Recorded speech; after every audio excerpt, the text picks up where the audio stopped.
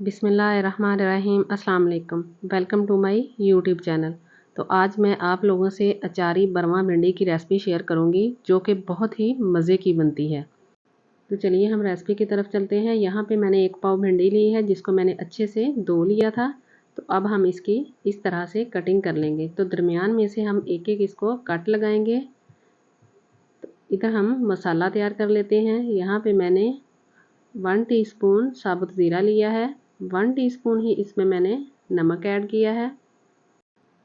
Half tea spoon मैंने इसमें हल्दी ऐड की है। ये भिंडी बहुत ही मज़े की बनती है। तो 1 टीस्पून इसमें मैंने पीसी हुई सुरख मिर्च डाली है। हाफ़ टी स्पून इसमें मैंने चिली फ्लेक्स ऐड की है। हाफ़ टी स्पून मैंने इसमें पीसा हुआ गरम मसाला डाला है। तो वीडियो को आपने एंड तक देखना है, स्किप आपने बिल्कुल नहीं करना।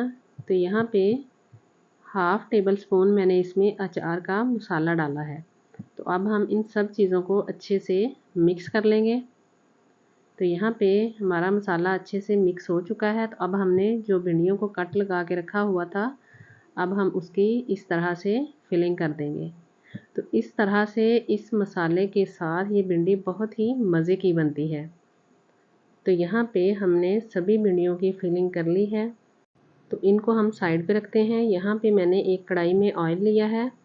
तो इस ऑयल में हम हाफ़ टेबल स्पून लहसुन का पेस्ट लेंगे और इसको हम फ्राई करेंगे। तो पहले हमने इसको अच्छे से फ्राई कर लेना है। अगर आपको हमारी वीडियो अच्छी लगे तो प्लीज़ वीडियो को लाइक और शेयर ज़रूर किया करें। तो यहाँ पे हमारा लहसुन अच्छे से फ्राई हो गया है। ये देखिए ब्राउन हो चुका है। तो अब मैं इसमें एक छोटे साइज़ का चॉप किया हुआ प्याज डाल दूँगी। तो अब हम इस प्याज को भी फ्राई करेंगे तकरीबन 2 से 3 मिनट के लिए। अगर आपने अभी तक हमारे चैनल को सब्सक्राइब नहीं किया तो प्लीज़ हमारे चैनल को ज़रूर सब्सक्राइब कीजिएगा और बेल आइकॉन भी ज़रूर प्रेस कीजिएगा ताकि हर वीडियो का नोटिफिकेशन आप तक पहुंच सके। तो यहाँ पे मैंने 2 अदद चॉप की हुई सब्ज़ मिर्च भी इसमें डाल दी हैं। तो इस मसाले को हमने 2 से 3 मिनट के लिए और पकाना है ताकि ये सारी चीज़ें अच्छे से फ्राई हो जाएं। तो यहाँ पे 2 से 3 मिनट हो चुके हैं। तो जो हमने भिंडियों की फिलिंग करके रखी हुई थी वो हम इसमें डाल देंगे।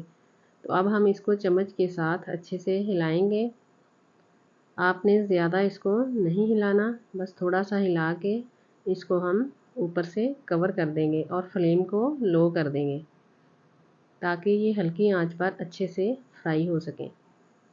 तो इसको हमने तकरीबन 10 मिनट के लिए ऊपर से कवर किया था। तो यहाँ पे 10 मिनट हो चुके हैं।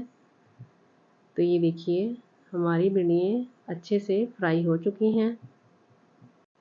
तो ये भिंडियाँ बहुत ही मज़े की बनी हैं। तो अब हम इनको एक प्लेट में निकालेंगे।